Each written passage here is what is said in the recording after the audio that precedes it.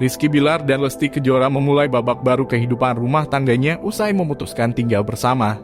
Lesti Kejora memutuskan untuk memaafkan sang suami dan memberi kesempatan kedua pada Rizky Bilar untuk berubah, meski hal itu memunculkan pro kontra. Di tengah banyaknya publik yang kurang percaya Rizky Bilar akan berubah, sang kakak Bobby Rahman justru mengungkapkan bahwa Rizky Bilar dan Lesti Kejora kini sedang memperdalam ilmu agama di satu tempat. Keduanya diungkap bertekad untuk lebih memperbaiki kehidupan rumah tangganya. Selain itu, kata Bobby Rahman, keluarga besar berencana menggelar syukuran atas rumah tangga Rizky Bilar dan Lesti Kejora yang kembali bersama.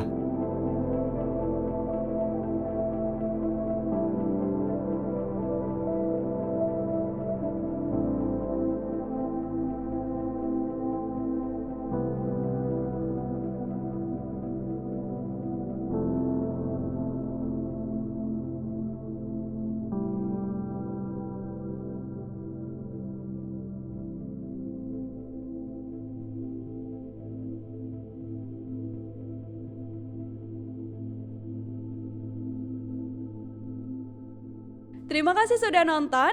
Jangan lupa like, subscribe, dan share ya.